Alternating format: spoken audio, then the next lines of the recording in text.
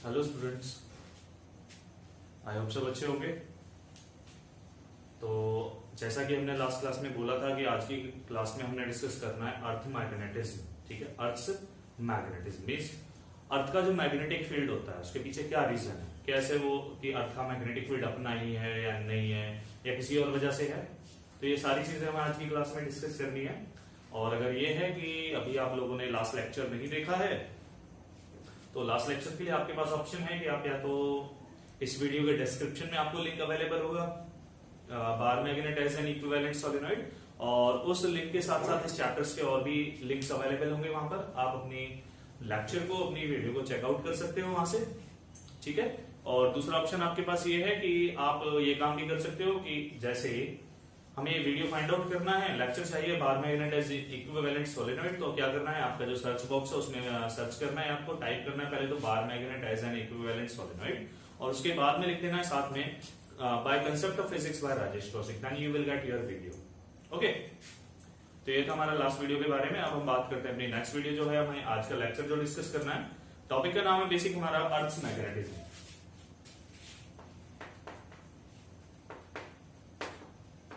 अर्थ magnetism, ठीक है, ये बेसिकली हमें डिस्कस करना है यार। तो ये अर्थ मैग्नेटिज्म का मीनिंग क्या है? बेसिकली अगर हम बात करते हैं अर्थ मैग्नेटिज्म के बारे में, तो अर्थ मैग्नेटिज्म मीन्स हमारे पास जो अर्थ है हमारी, उसका मैग्नेटिक फील्ड। ठीक है, ये चीज डिस्कस होगी यहाँ पर। चलो अब देखते हैं इसके बारे में कि कैसे हमारे अर्थ मैग्नेटिज्म के बारे में हमें पता चलेगा या कैसे नहीं होगा। देखो, सबसे पहली बात तो हमारे पास ये है कि अर्थ के पास क्या रियल में मैग्नेटिक फील्ड एग्जिस्ट करता है। सबसे पहला पॉइंट तो ये है। चलो इस पॉइंट को थोड़ा हम देखते हैं। हमने कंसीडर किया हमारे पास कोई बार मैग्नेट था। ठीक है, बार मैग्नेट मैंने लास्ट क्लासेस में डिस्कस किया था, तो ये हमने कंसीडर कर लिया, ये हमारा कोई बार मैग्नेट हो गया।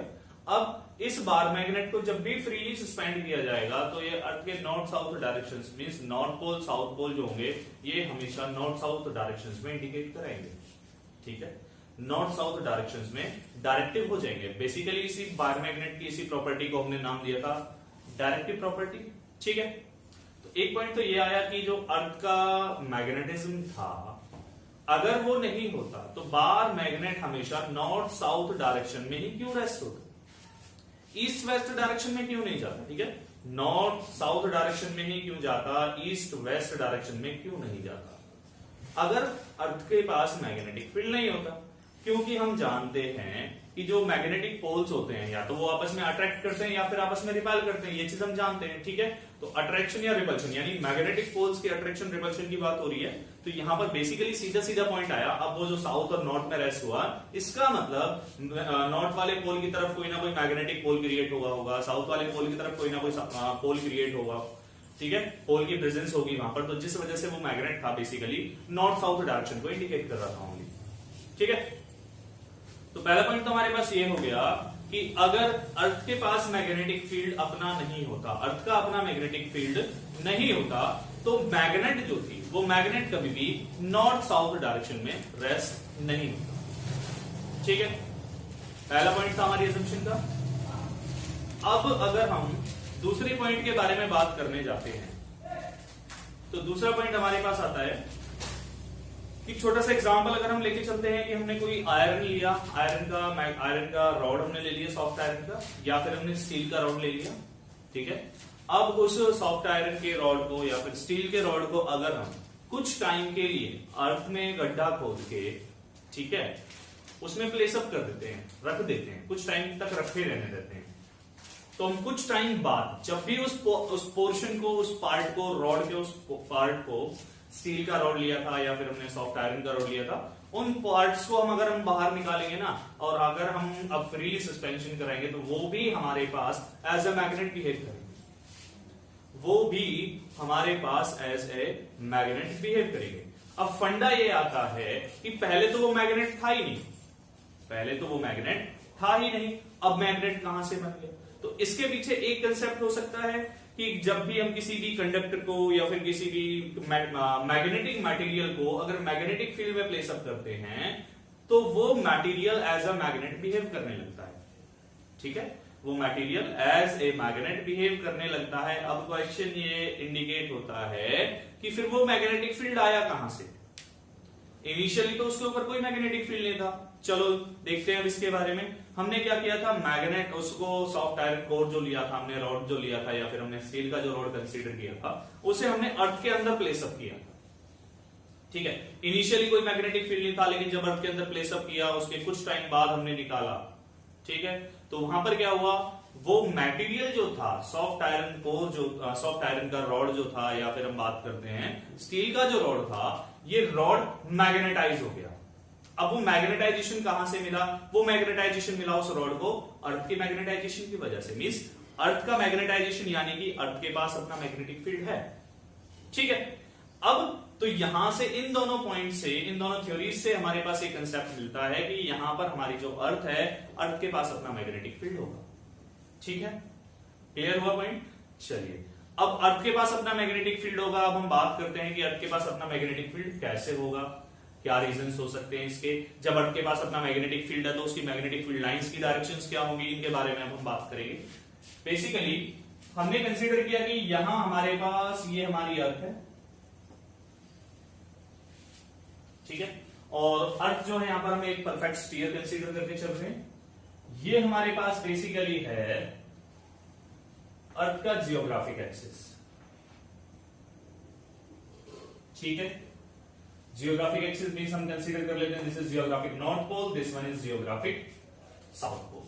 ठीक, अब हम बात करते हैं तो हमारे पास क्या था, हमारे पास हमने कंसीडरेशन में लिया कि हमने किसी मैग्नेट को हम कंसीडर करते हैं यहां पर कि हमारे पास जो अर्थ है उसके पास एक मैग्नेट है। ठीक है, अर्थ के पास एक मैग्नेट है।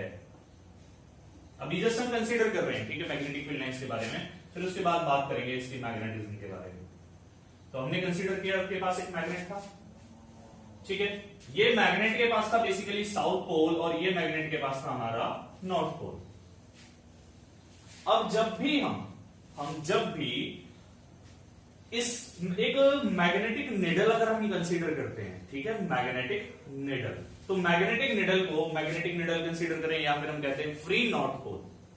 हम फ्री नॉर्थ पोल को अगर यहां पर कंसीडर करके चलते हैं तो वो फ्री नॉर्थ पोल के अकॉर्डिंग क्या होगा, जो मैग्नेट होगा, इस मैग्नेट के लिए अगर हम डायरेक्शन की बात करते हैं, फ्री नॉर्थ पोल इस डायरेक्शन में अलाइन हो जाएगा, यहां से इस डायरेक्शन में अलाइन हो जाएगा। ठीक है, तो अब अगर हम स्टेप बाय स्टेप इसे प्लेसअप करते जाते हैं तो हमारे पास ये प्रोसेस मिलता है कंप्लीट पाथ। ये पाथ क्या था, ये पाथ हमारे पास था मैग्नेटिक फील्ड लाइन। किसकी मैग्नेटिक फील्ड लाइन, ये मैग्नेटिक फील्ड लाइन थी हमारे पास अर्थ के लिए। ऐसे ही अगर हम दूसरे साइड से इस पोर्शन को देखने जाते हैं तो इस पोर्शन के लिए भी हमारे पास मैग्नेटिक फील्ड लाइन का जो पाथ है वो हमें ये मिलता है। ठीक है, ये पाथ हमें कब मिल रहा है, जब हम बात कर रहे थे किसके बारे में, मैग्नेटिक निडल की हेल्प से, या फिर हमने फ्री नॉर्थ पोल कंसीडर किया था, उसकी हेल्प से हमने ये पाथ गेन किया था। ठीक है, तो यहां पर डायरेक्शन ये मिली हमें, और यहां पर डायरेक्शन हमें ये मिलती है। ठीक है, ये चीज क्लियर हो गई। ये जब डायरेक्शन से हमारे पास ये डायरेक्शंस मिली हमें, किसकी वजह से, बेसिकली हमने नॉर्थ पोल को फ्री सस्पेंड किया था, नॉर्थ पोल को फ्री छोड़ा था यहां पर इस रीजन के अंदर मूव करने के लिए। तो हमारे पास क्या हुआ, फील्ड लाइंस क्रिएट हो गई नॉर्थ पोल की हेल्प से, और उन्हीं फील्ड लाइंस की वजह से हमने क्या किया, complete magnetic field lines indicate करा।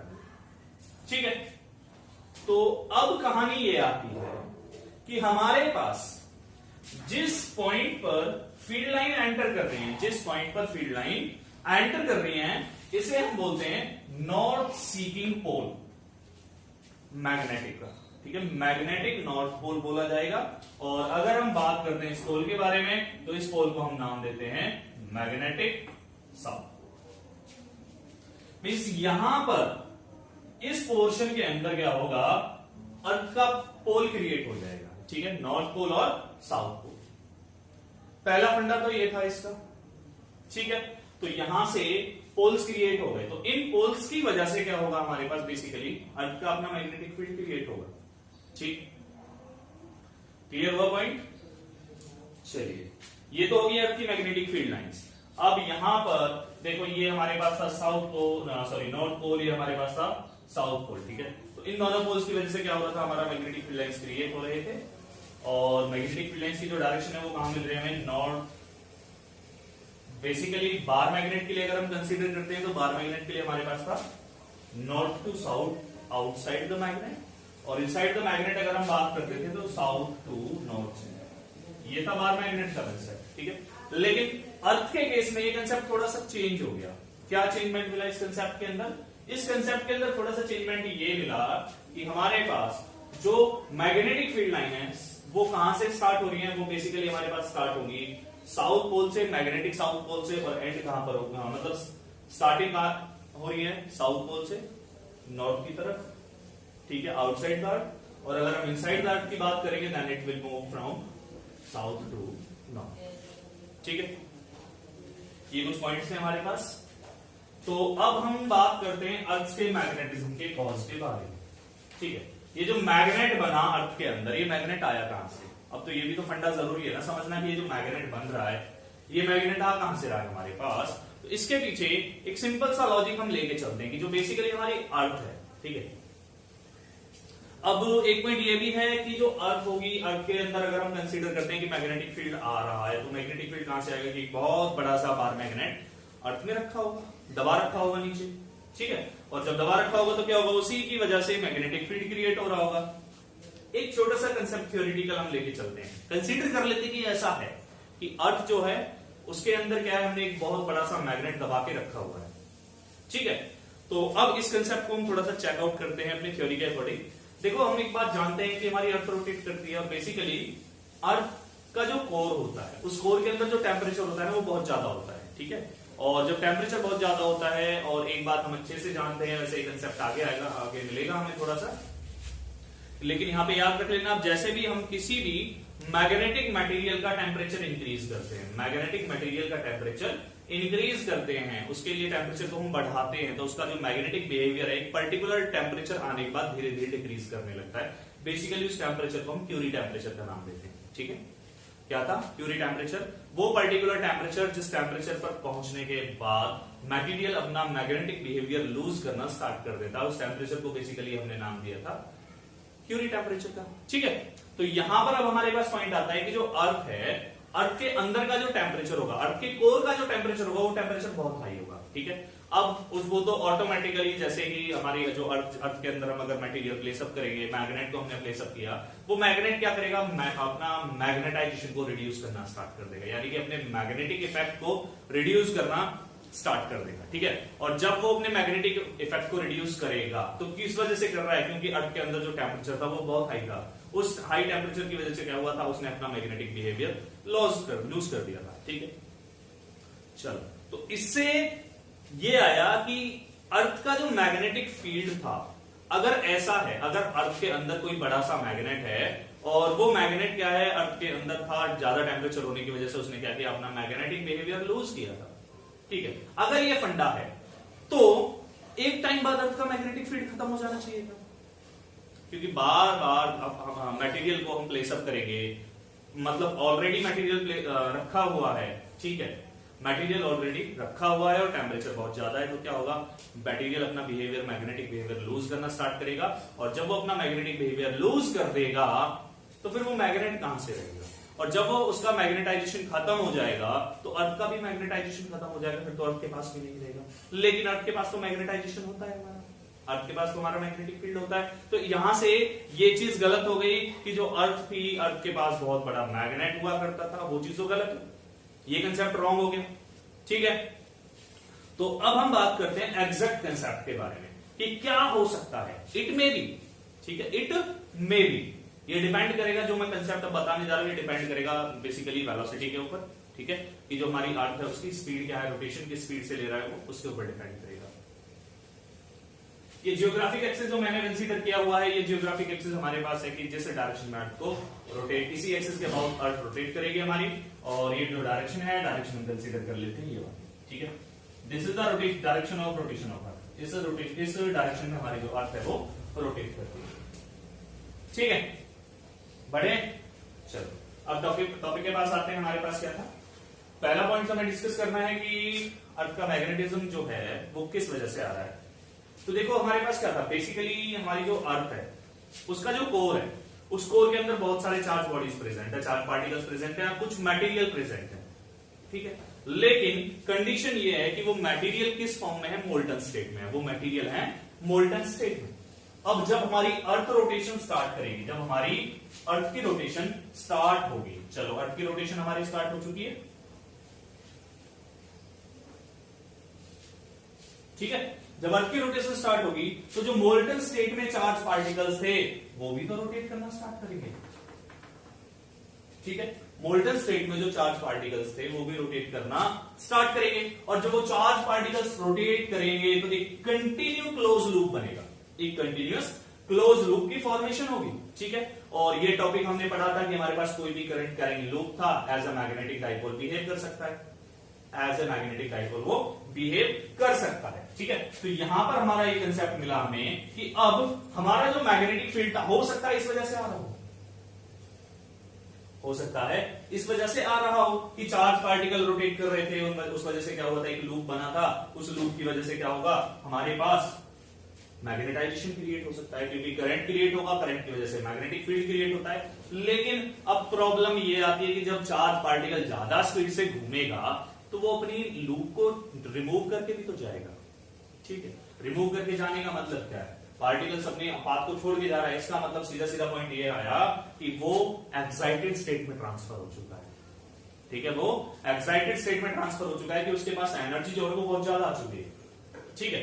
और जब वो एनर्जी बहुत ज्यादा गेन कर लेगा, फिर तो जब लूप ही नहीं बनाएगा तो फिर करंट कैरिंग लूप कहां से बनेगा, और जब करंट कैरिंग लूप नहीं बनेगा तो सीधा वही कंसेप्ट आया कि मैग्नेटिक फील्ड क्रिएट नहीं होगा।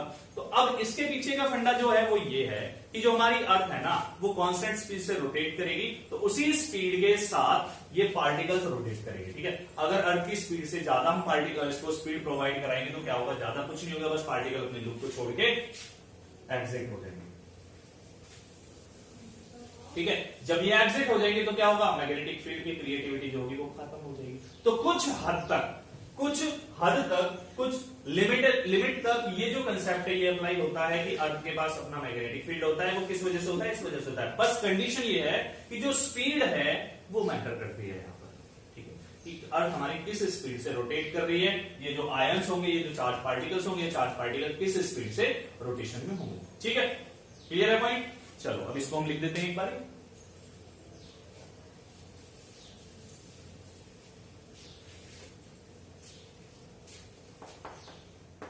In the Earth's core,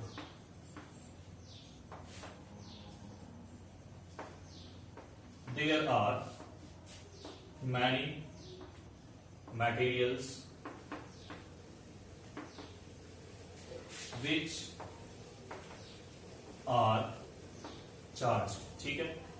जो मटेरियल्स है वो चार्ज है,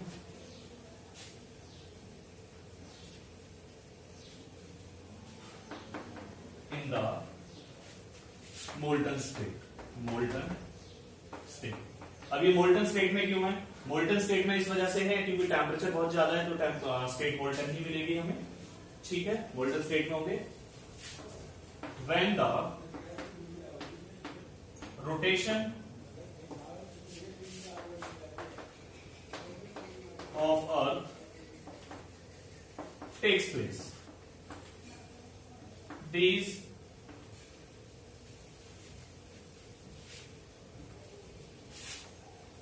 charge will also starts to rotate with the speed of earth, ठीक है। अर्थ की स्पीड के साथ रोटेट करना स्टार्ट करेंगे। Due to this, they will form a closed loop for the motion of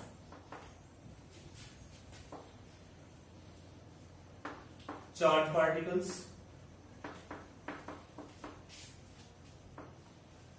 which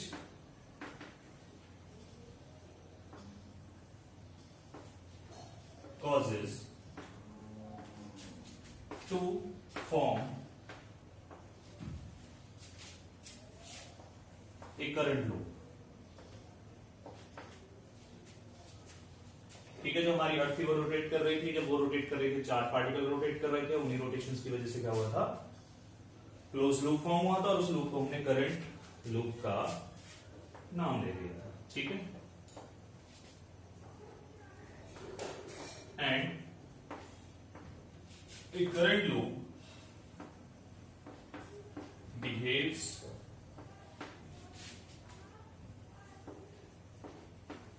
as a magnetic dipole. जो current loop है हम जानते हैं कि हमारे पास ये as a magnetic dipole behave करता है, ठीक है। तो ये हमारे पास एक कॉज हो सकता है कि हमारी जो अर्थ है उसका कॉज क्या होगा, ठीक है, मैग्नेटाइजेशन का। अब यहां पर एक चीज मैटर करेगी, याद रखना जरूर उस चीज को कि उसकी जो चार्ज पार्टिकल की स्पीड होगी वो मैटर करेगी, ठीक है। अब जो दूसरा पॉइंट है वो क्या हो सकता है, दूसरा पॉइंट ये हो सकता है कि जो हमारी अर्थ है उस अर्थ के अंदर, उस अर्थ के पास क्या है, हमारे पास बेसिकली एटमॉस्फेयर भी है। तो उस एटमॉस्फेयर के अंदर हमारे पास क्या होता है, हमारे पास नेगेटिव आयंस भी होते हैं, पॉजिटिव आयंस भी होते हैं, फ्री चार्ज आयंस होते हैं, फ्रीली पॉजिटिवली और नेगेटिवली चार्ज आयंस होते हैं। तो जब अर्थ रोटेट करती है तो अर्थ के रोटेशन के साथ साथ वो फ्रीली चार्ज आयंस भी रोटेट करेंगे और उन्हीं रोटेशंस की वजह से क्या होगा, हमारे पास बेसिकली दोबारा से वही कंसेप्ट आएगा जो भी बताया था मैंने कि करंट लूप फॉर्म होगा और उस करंट लूप की वजह से क्या होगा, हमारा मैग्नेटिक डाइपोल फॉर्म हो जाएगा और उस मैग्नेटिक डाइपोल की वजह से क्या होगा, मैग्नेटिक फील्ड क्रिएट हो जाएगा, ठीक है, as a magnetic dipole. And the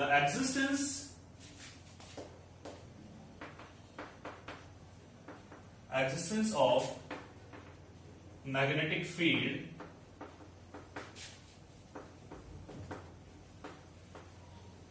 will takes place, ठीक है। चलिए फटाफट से इसे नोट कर लीजिए, फिर हम आगे बढ़ेंगे, जल्दी नोट कीजिए।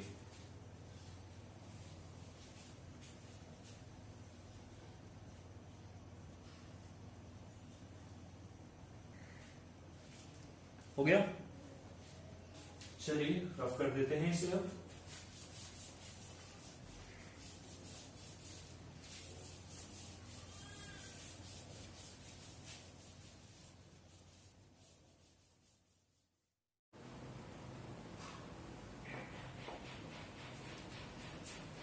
तो सेकंड पॉइंट के बारे में मैं आपसे बात कर रहा था। सेकंड पॉइंट में हमारे पास क्या था, हमारी जो अर्थ थी उसमें क्या था, अर्थ की एक लेयर यानी कि जिसे हम बोल सकते हैं एटमॉस्फेयर।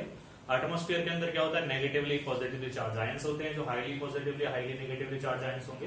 बेसिकली क्या होगा, जब अर्थ रोटेट करेगी तो वो क्या होगा, वो आयंस भी रोटेट करेंगे और उन आयंस की रोटेशन की वजह से क्या होगा, वहां पर करंट प्रोड्यूस हो जाएगा, ठीक है, करंट प्रोड्यूस होगा और उस करंट की वजह से क्या होगा, अर्थ का जो मैग्नेटाइजेशन होगा वो पॉसिबल हो जाएगा, ठीक है। तो हमारे पास क्या होता है, in the Earth's atmosphere,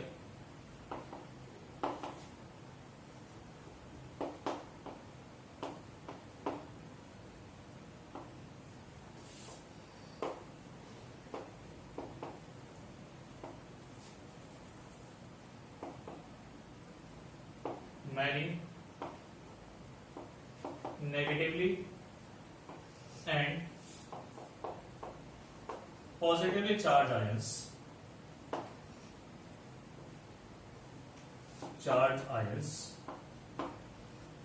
are present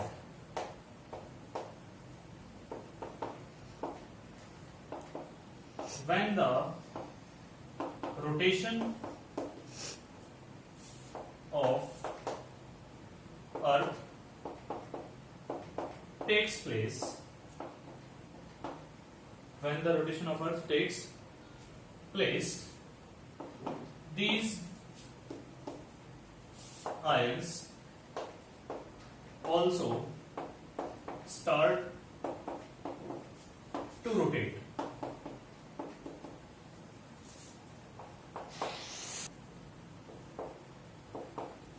Due to the rotation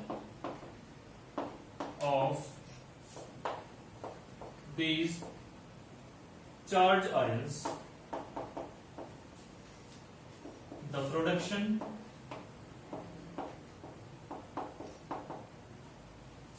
of current will takes place and the magnetization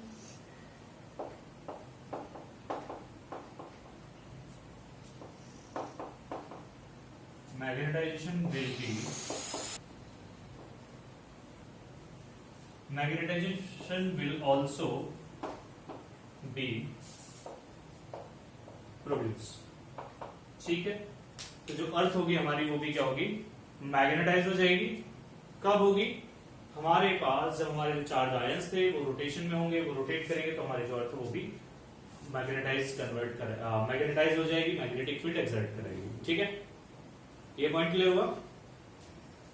तो अब आपके पास इसके बाद हम बात करेंगे मैग्नेटिक एलिमेंट्स के बारे में। तो पहले क्या करना है, आपको फटाफट से इसे नोट कर लेना है। तो हमारे पास क्या था, मैंने आपको पहले भी बताया था कि हमारे पास जो बेसिकली मेन काम होगा मैग्नेटिक फील्ड के एक्सर्शन का, वो डिपेंड करेगा रेट ऑफ रोटेशन पर। तो हमारे पास तो सबसे ज्यादा रेट ऑफ रोटेशन होता है प्लैनेट्स के अंदर, वो जुपिटर का होता है। तो इसी वजह से जुपिटर का जो मैग्नेटिक फील्ड होगा वो अर्थ के मैग्नेटिक फील्ड से ज्यादा होगा। और अगर हम बात करते हैं मून के बारे में, तो मून के पास ना तो एटमॉस्फेयर होता है, ना ही उसके पास कोर होता है। ये हमारे पास जो हमने कंसीडर किया था ना, मोल्टन स्टेट में सब्सटेंस लिया था जैसे अर्थ के कोर के अंदर, तो मून के पास ये सारी चीजें प्रेजेंट नहीं होती, जिस वजह से मून का मैग्नेटिक फील्ड नहीं होगा। अगर हम विनस के बारे में बात करते हैं तो विनस का जो मैग्नेटिक फील्ड होगा वो कम होगा in comparison to that of earth. ठीक है, एक चीज और याद रखनी है आपको कि हमारा जो अर्थ का मैग्नेटिक फील्ड है, जरूरी नहीं है कि अर्थ की सरफेस पर ही ओनली, ये बेसिकली एटमॉस्फेयर या फिर ये जरूरी नहीं है कि ओनली एटमॉस्फेयर तक ही पॉसिबल है। ठीक है, ये हमारे पास क्या हो सकता है, इसकी जो रेंज हो सकती है, अर्थ के मैग्नेटिक फील्ड की जो रेंज हो सकती है हमारे पास, वो रेंज हो सकती है 5 टाइम्स टू द रेडियस। ठीक है, अर्थ की जो रेडियस है उस रेडियस के 5 टाइम्स तक, यानी कि अर्थ के सेंटर से अगर हम लेके चलते हैं तो 5 टाइम्स तक के डिस्टेंस तक हमारा जो अर्थ का मैग्नेटिक फील्ड है वो फैला हुआ है। ठीक है, तो अगर हम वैल्यू कैलकुलेट करने जाते हैं तो 5 into 6.4 10 to power 6 metres, multiplication करते हैं,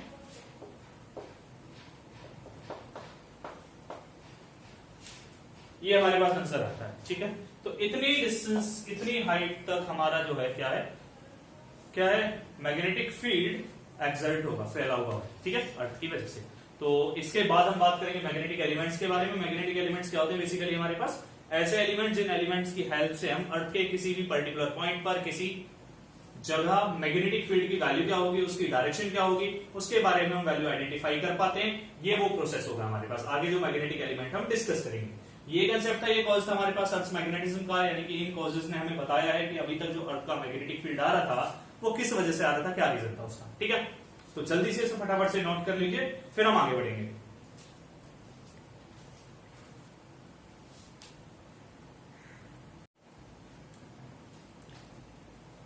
हो गया, चलिए इसे रफ कर देते हैं और अब हम बात करते हैं मैग्नेटिक एलिमेंट्स के बारे में। मैग्नेटिक एलिमेंट्स क्या होंगे हमारे पास, देखते हैं।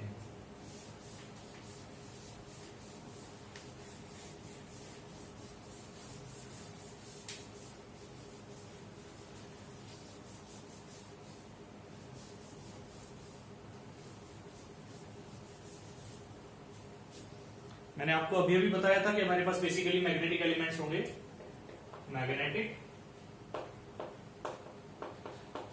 एलिमेंट्स। देखते हैं क्या होंगे, क्या थे मैग्नेटिक एलिमेंट्स। मैंने आपको भी स्टेटमेंट बताया था, these are the elements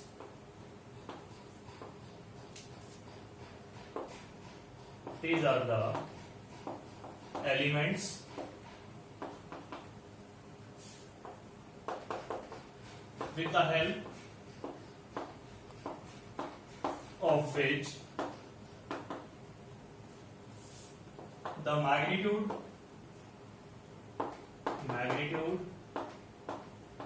and direction of net magnetic field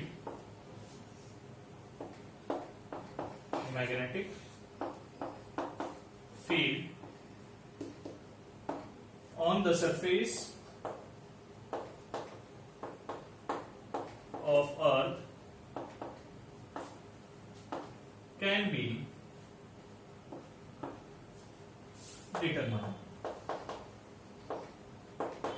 ठीक है। एलिमेंट्स जिनकी हेल्प से हम अर्थ के सरफेस पर मैग्नेटिक फील्ड फाइंड आउट कर पाते हैं, उस मैग्नेटिक फील्ड की डायरेक्शन फाइंड आउट कर पाते हैं, उन एलिमेंट्स को हम बेसिकली नाम देते हैं मैग्नेटिक एलिमेंट्स। ठीक है।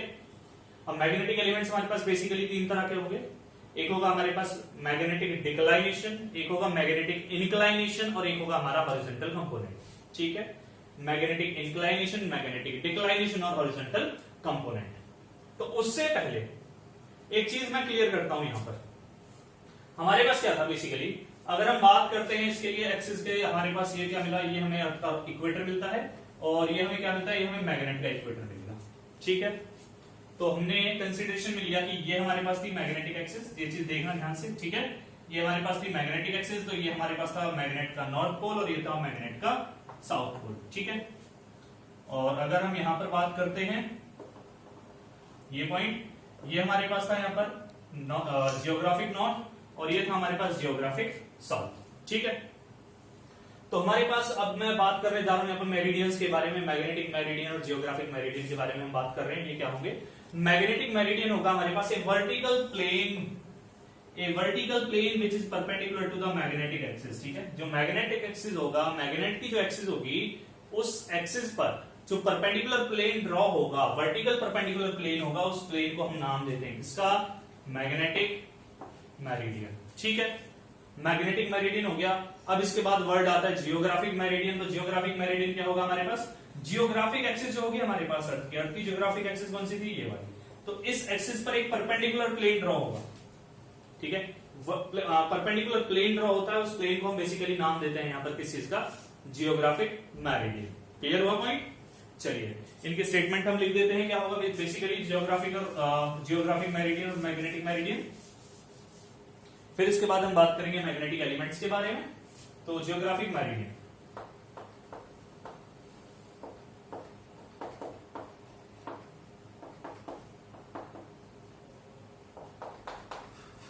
क्या था,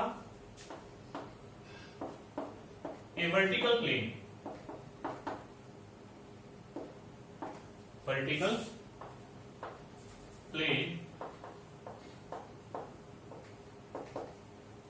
which is perpendicular to magnetic axis। ठीक है। मैग्नेटिक एक्सिस पर जो हमारे पास मैग्नेटिक एक्सिस पर एक वर्टिकल प्लेन होगा जो परपेंडिकुलर होगा, दैट प्लेन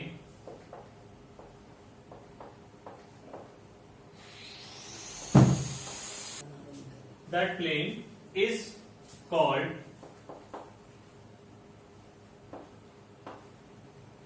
मैग्नेटिक मेरिडियन। ठीक है। अब हम बात करते हैं, सॉरी जियोग्राफिक मेरिडियन था, तो यहाँ पे हम इसे मैग्नेटिक मेरिडियन ही बोल देते हैं। ठीक है। जियोग्राफिक अभी देख लेंगे हम, ये हमारे पास था मैग्नेटिक मेरिडियन, सॉरी। ठीक है। तो मैग्नेटिक एक्सिस पर जो परपेंडिकुलर प्लेन होगा, that plane is known as magnetic meridian. ठीक है। और ऐसे ही अगर हम बात करते हैं जियोग्राफिक मेरिडियन के बारे में, तो geographic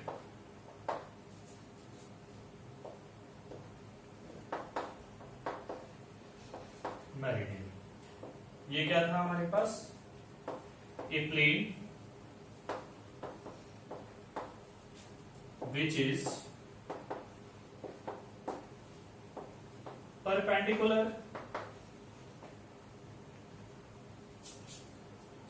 to the geographic axis,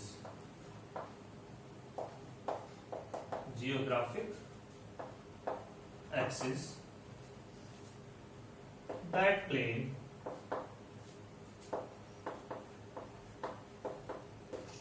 is called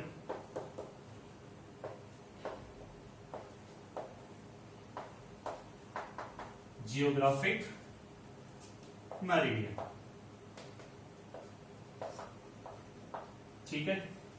ये मेरिडियंस होंगे हमारे पास परपेंडिकुलर प्लेन्स। तो फटाफट से एक बार आप इसे नोट कर लीजिए, तो फटाफट से आप इसे एक बार नोट कर लीजिए, फिर हम आगे बढ़ेंगे। ठीक है। जल्दी से नोट कर लीजिए एक बार इसे।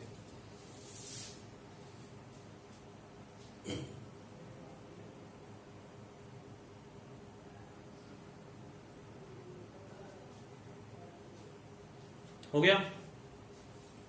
चलिए रफ कर देते हैं, फिर हम बात करते हैं मैग्नेटिक एलिमेंट्स के बारे में कि मैग्नेटिक एलिमेंट्स क्या होंगे हमारे पास, क्या नहीं होंगे। ठीक है,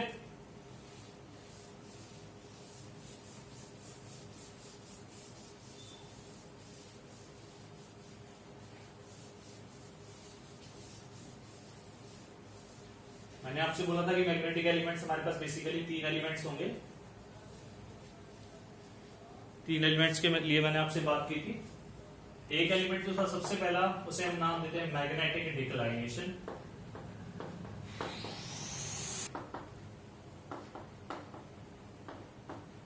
मैग्नेटिक डिक्लाइनेशन, देखते हैं चलो क्या होगा मैग्नेटिक डिक्लाइनेशन हमारे पास। देखो हमने क्या किया था, एक मैग्नेट को हमने देखा यहाँ पर कि हमारे पास जो मैग्नेटिक एक्सिस है और जियोग्राफिक एक्सिस है, दोनों की दोनों एक ही डायरेक्शन में अलाइन नहीं हो रहे हैं। ठीक है, दोनों के बीच में कोई ना कोई एंगल है। ठीक है, तो बेसिकली हमारे पास हम यहां से कह सकते हैं कि मैग्नेटिक एक्सिस और जियोग्राफिक एक्सिस के बीच का जो एंगल होगा, that angle is known as magnetic declination. ठीक है, angle between magnetic axis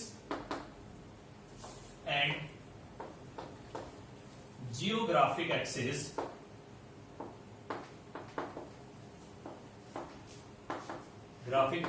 is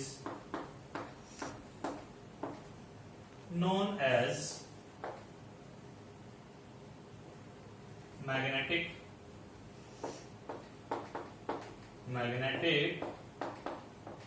declination. ठीक है, हो गया पॉइंट। आप चाहो तो दूसरी डेफिनेशन भी इसकी बना सकते हैं। तो दूसरी डेफिनेशन क्या होगी हमारे पास? दूसरी डेफिनेशन देखो, मैंने अभी आपको थोड़ी देर पहले मेरिडियंस के बारे में बताया था, तो जियोग्राफिक मेरिडियन और मैग्नेटिक मेरिडियन। तो अगर हम मेरिडियंस के अकॉर्डिंग बात करते हैं तो हमारे पास दूसरी डेफिनेशन जो मिलती है इसकी, वो हम यूज करते हैं angle between magnetic meridian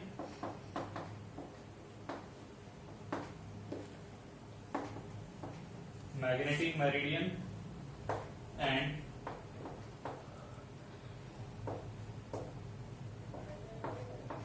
geographic meridian of Earth is known as magnetic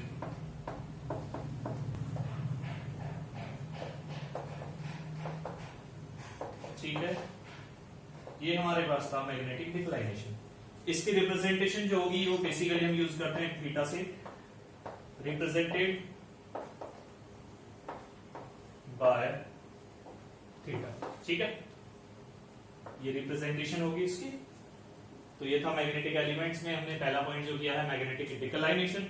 अब ग्राफ डायग्राम के अंदर अगर हम बात करते हैं, देखो ये हमारे पास क्या था, ये था मैग्नेटिक एक्सिस, ये था जियोग्राफिक एक्सिस।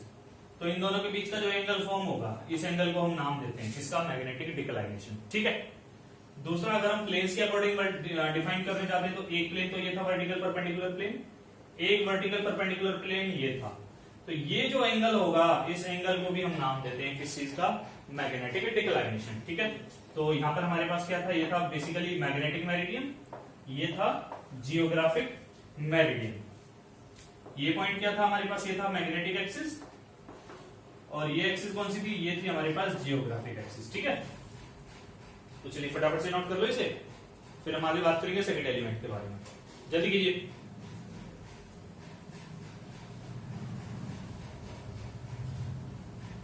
हो गया, चलिए सेकंड पॉइंट के बारे में बात करते हैं।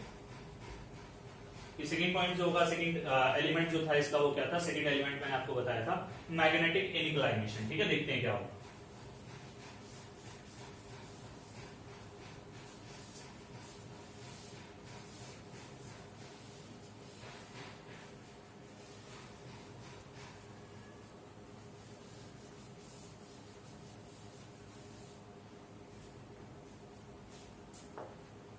सेकंड एलिमेंट है हमारे पास मैग्नेटिक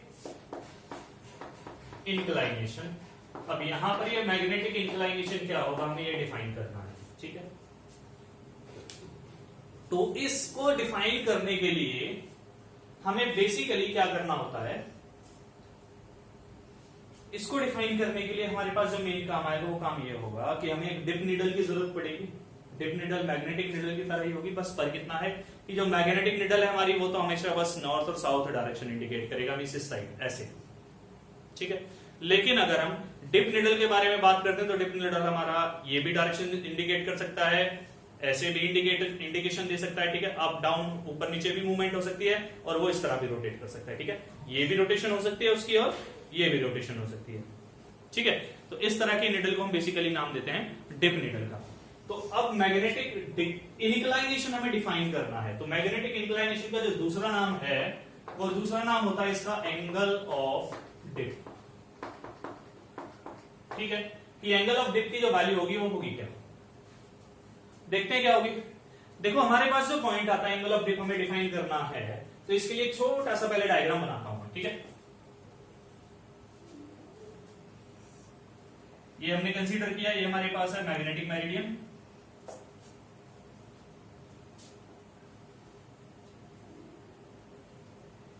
ये हमारा था, इसे हमने नाम दिया था मैग्नेटिक मेरिडियन, ठीक है।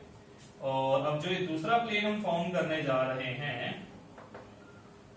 ये जो दूसरा प्लेन है हमारे पास, this plane is geographic meridian, ठीक है। बेसिकली अगर हम बात करते हैं तो ये तो हमारा था एंगल ऑफ डिक्लाइनेशन, अब हमें बात करनी है एंगल ऑफ इंक्लाइनेशन। तो एंगल ऑफ इंक्लाइनेशन में हम बात करते हैं कि हमारे पास किसी एंगल को बनाती हुई डिप नीडल, और वो एंगल किसके साथ बनाएगी, मैग्नेटिक मेरिडियन के साथ, ठीक है। Angle between magnetic meridian of magnetic axis and dip needle, या फिर हम कह सकते हैं रिजल्टेंट मैग्नेटिक फील्ड। जो डिप नीडल होगा ये क्या करेगा, हमारा नेट मैग्नेटिक फील्ड या फिर रिजल्टेंट मैग्नेटिक फील्ड की डायरेक्शन इंडिकेट करेगा, ठीक है। तो ये हमने यूज किया था यहाँ पे डिप नीडल ने ये डायरेक्शन शो किया, तो यहाँ पर ये जो एंगल फॉर्म होगा ये वाला, इस एंगल को हम नाम देंगे बेसिकली यहाँ पर मैग्नेटिक इंक्लाइनेशन या फिर एंगल ऑफ डिप। क्लियर हुआ पॉइंट, देखो मैग्नेटिक मेरिडियन, ठीक है, और रिजल्टेंट मैग्नेटिक फील्ड, इन दोनों के बीच का जो एंगल होगा उस एंगल को यहां पर नाम दिया जाएगा मैग्नेटिक इंक्लाइनेशन। याद रखना इस चीज को, ठीक है। या फिर आप यहां पे कह सकते हो कि net magnetic field magnetic meridian के साथ जो एंगल फॉर्म कर रहा है, that angle is known as magnetic inclination. तो हम यूज करते हैं angle between the magnetic meridian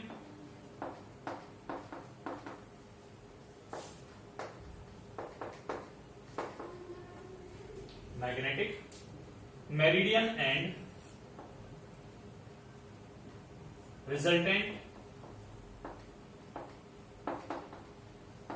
resultant magnetic field and the direction of resultant magnetic field is known as magnetic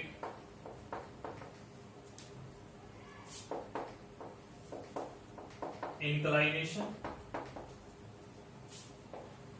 and represented by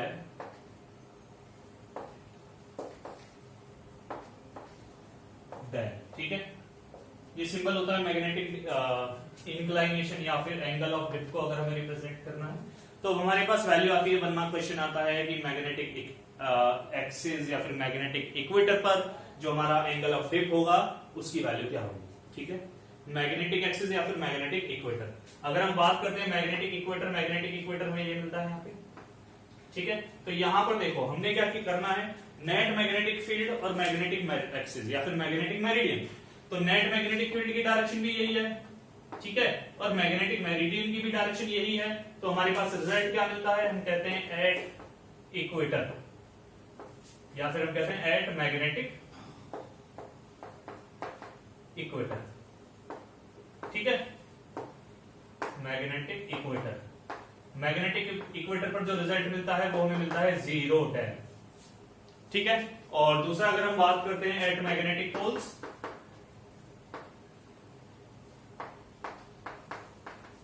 magnetic poles, तो magnetic poles पर हमारे पास जो del होगा वो मिलता है 90 डिग्री। देख लो कैसे, ये हमारे पास क्या होगा, ये तो होगा डायरेक्शन ऑफ मैग्नेटिक फील्ड, और ये क्या हमारे पास, ये मैग्नेटिक एक्सिस। ठीक है, इन दोनों के बीच का जो एंगल है बेसिकली क्या है, परपेंडिकुलर है। या फिर आप कह सकते हो कि ये मैग्नेटिक नीडल, यानी कि ये हमारे पास क्या हुआ, ये हमारे पास हो गया मैग्नेटिक एक्सिस। ठीक है, या फिर डिप नीडल, तो डिप नीडल की डायरेक्शन ये हो गई, और मैग्नेटिक मेरिडियन ये हो गया। तो डिप नीडल और मैग्नेटिक मेरिडियन क्या है, एक दूसरे के परपेंडिकुलर है, तो पोल्स पर परपेंडिकुलर होता है, इसलिए डायल जो होगा वो 90 यानी 90 डिग्री होगा।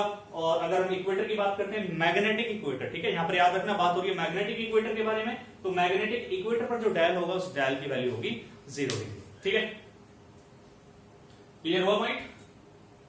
चलिए फटाफट से इसे नोट कर लीजिए। फिर हमारे पास एक थर्ड एलिमेंट और बचता है जिसका नाम होगा हॉरिजॉन्टल कंपोनेंट। फिर हम उस कंपोनेंट के बारे में बात करेंगे।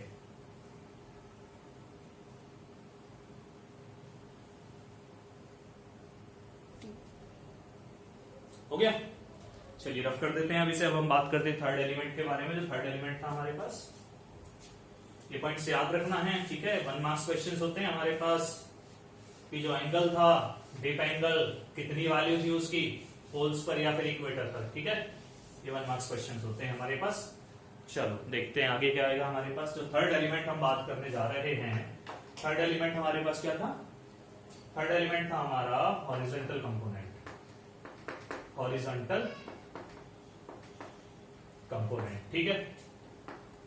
अब ये क्या होगा, चलो पहले हम इसे डायग्राम से डिफाइन करेंगे, बाद में इसकी स्टेटमेंट लिखेंगे। ठीक है, अब देखो हमारे पास क्या था, नेट मैग्नेटिक फील्ड आया था। नेट मैग्नेटिक फील्ड का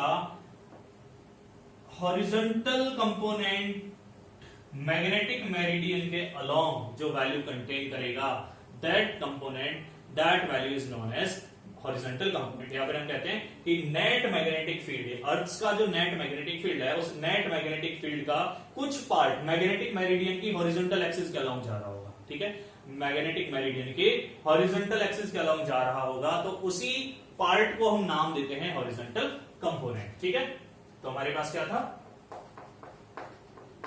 it is the component of Earth's net magnetic field,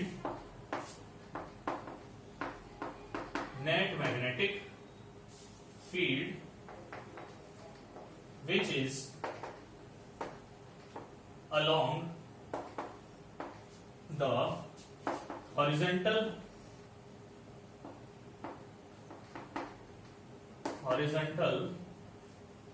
of magnetic meridian. ठीक है, ये पॉइंट बनता है हमारे पास हॉरिजॉन्टल कंपोनेंट। अब यहां पर देखो, अगर हम हॉरिजॉन्टल कंपोनेंट और वर्टिकल कंपोनेंट की वैल्यू निकालने जाते हैं, तो यहां पर देखो, यहां पर क्या बना है, यहां बना है एंगल डेल। ठीक है, इस एक्सिस के साथ। तो ये जो कंपोनेंट होगा, इस कंपोनेंट को हम बेसिकली एच का नाम दे देते हैं, और ये जो कंपोनेंट है हमारे पास बेसिकली ये वर्टिकल कंपोनेंट है, तो इसे हम वी का नाम दे देते हैं। और जो अर्थ का नेट मैग्नेटिक फील्ड था उसे हम बी कंसीडर कर लेते हैं। ठीक है, उसे हम बी कंसीडर कर लेते हैं। तो हमारे पास क्या था, हॉरिजॉन्टल कंपोनेंट। हॉरिजॉन्टल कंपोनेंट क्या वैल्यू आती है उसकी, अगर हम बात करते हैं एच, एच क्या मिलेगा देखते हैं। हॉरिजॉन्टल कंपोनेंट क्या होगा हमारे पास, नेट मैग्नेटिक फील्ड बी और इनटू कॉस डेल। ये क्या होगा, ये तो होगा हमारे पास हॉरिजॉन्टल कंपोनेंट। और अगर हम बात करते हैं वर्टिकल कंपोनेंट के बारे में,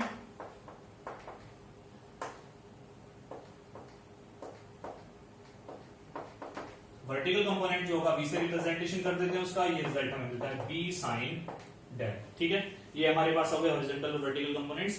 और अब अगर हमसे रिजल्टेंट मैग्नेटिक फील्ड फाइंड करने के लिए बोला जाता है, क्वेश्चन अगर होता है कि resultant magnetic field find out करना है, तो हम यूज करते हैं फॉर रिजल्टेंट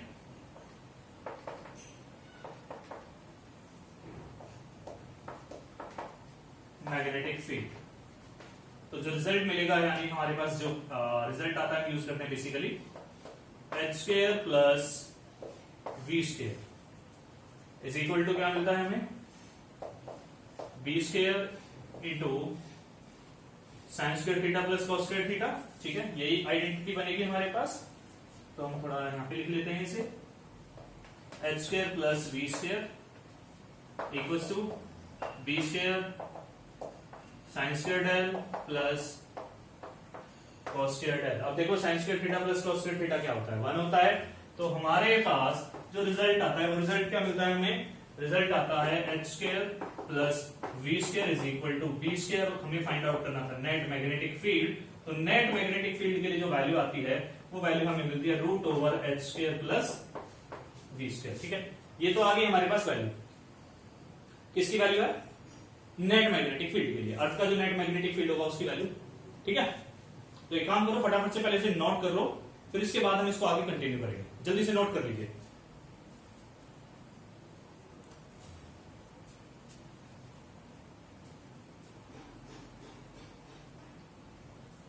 हो गया, चलो रफ कर देता हूं इसे मैं।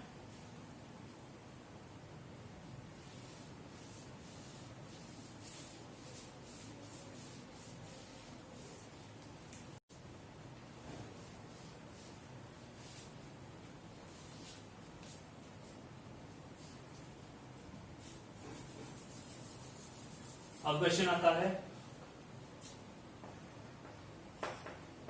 Value of H and V. H and V का मतलब होगा horizontal and vertical component at magnetic equator. ठीक है, जो मैग्नेटिक इक्वेटर होगा उसके उस पॉइंट पर हमारे पास हॉरिजॉन्टल कंपोनेंट और वर्टिकल कंपोनेंट्स की वैल्यू क्या होगी। देखो हमारे पास था एट इक्वेटर, क्या था रिजल्ट, जो मैग्नेटिक इक्वेटर था वहां हमारे पास जो डेल था बेसिकली 0 डिग्री था।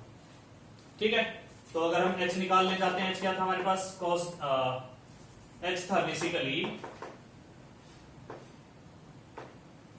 बी कॉस डेल, और डेल कितना है हमारे पास 0 है, तो रिजल्ट आया बी।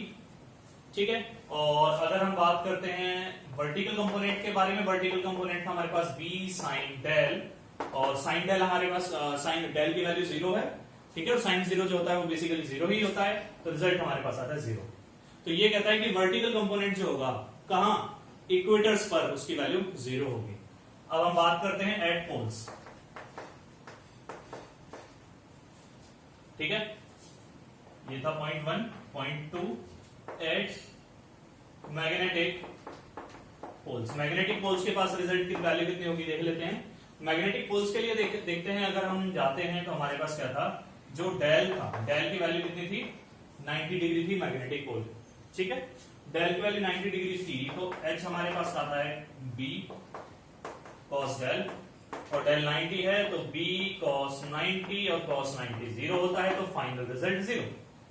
ठीक है, तो जो हॉरिजॉन्टल कंपोनेंट है पोल्स पर उसकी वैल्यू 0 होगी, और अगर हम वर्टिकल कंपोनेंट के बारे में बात करने जाते हैं तो रिजल्ट था बी साइन डेल, और बी साइन डेल 90 है, तो रिजल्ट हमारे पास आता है B is vertical component is equal to B.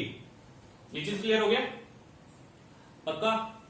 चलिए अब यहां पर हम एक छोटा सा काम कर लेते हैं। कौन सा काम, कि डायरेक्शन, यानी कि नेट मैग्नेटिक फील्ड की डायरेक्शन क्या होगी, या फिर एंगल ऑफ डिप हम कैसे फाइंड आउट करेंगे उसके लिए। ठीक है, तो डायरेक्शन, किसकी डायरेक्शन है, ऑफ नेट मैग्नेटिक फील्ड। ठीक है, बेसिकली क्या था, H इज इक्वल टू क्या था हमारे पास, ये था B cos डेल, और V हमारे पास था B sin डेल। दोनों इक्वेशंस को हम डिवाइड करते हैं तो रिजल्ट क्या आता है, V by H is equal to sine del divide by cos del, और साइन बाय कॉस क्या होता है, tan होता है हमारे पास, तो हम यहां से क्या लिख सकते हैं इसे, tan del is equal to V by H, और अगर हम डेल की वैल्यू निकालने जाते हैं तो रिजल्ट आता है tan inverse of V by H। ठीक है, ये हमारे पास रिजल्ट होगा। हो गया, चलिए जल्दी से नोट कर लीजिए, इसे फिनिश कीजिए जल्दी।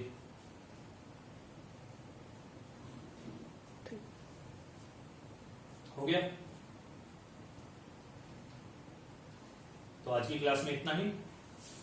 नेक्स्ट क्लास में हम डिस्कस करेंगे नेक्स्ट पोर्शन, बहुत ही इंपॉर्टेंट कंसेप्ट है वो, ठीक है, हमें डिस्कस जरूर करना है। तो नेक्स्ट लेक्चर में हम नेक्स्ट टॉपिक डिस्कस करेंगे। आई होप कि आपके जो डाउट्स हैं टॉपिक्स के रिगार्डिंग वो क्लियर हुए होंगे, और जो हमारी लास्ट लेक्चर्स के वीडियोस थे उनमें भी आपके डाउट्स क्लियर हुए होंगे। और अगर ये है कि अभी भी आपने लास्ट लेक्चर हमारा नहीं चेकआउट किया है, तो आपके पास पहले भी बताया था मैंने, या तो आपके पास जो वीडियो का डिस्क्रिप्शन होगा उस डिस्क्रिप्शन के अंदर आपको लिंक अवेलेबल होगा इस टॉपिक का, ठीक है। जो भी हमारे टॉपिक्स हैं सारे टॉपिक चैप्टर्स के अकॉर्डिंग, चैप्टर के अंदर जो भी टॉपिक्स हैं हमारे सारे के सारे टॉपिक्स के जो लिंक है वो इस वीडियो के डिस्क्रिप्शन में आपको मिल जाएंगे, वहां से आप इजीली चेकआउट कर सकते हो। दूसरा रास्ता आपके पास ये है कि टॉपिक का नाम, जैसे टॉपिक का नाम था, इससे पीछे वाली जो वीडियो थी उसका जो लेक्चर था उसका जो टॉपिक था हमारा bar magnet as an equivalent solenoid था, तो आप उसमें क्या करोगे, सर्च बॉक्स होता है आपका, सर्च बॉक्स में आपको प्लेसअप करना है bar magnet as an equivalent solenoid और बाद में टाइप करना है concept of physics by Rajesh Kaushik, आपके अपने चैनल का नाम, ठीक है। तो वहां से आपको वीडियो मिल जाएगा, वहां से आप अपने वीडियो को चेकआउट कर सकते हो अच्छे से। और जब तक क्या करना है, जब तक आपका टॉपिक अच्छे से क्लियर नहीं हो जाता है आपको अपने टॉपिक को कंटिन्यू करते रहना है, ठीक है। और कोई डाउट होता है तो कमेंट बॉक्स में कमेंट करके आप अपना डाउट क्लियर कर सकते हो, ठीक है, अपने डाउट क्लियर कर लेना। बाकी तब तक के लिए बाय बाय, मिलते हैं नेक्स्ट वीडियो में नेक्स्ट लेक्चर के साथ। Okay, good bye.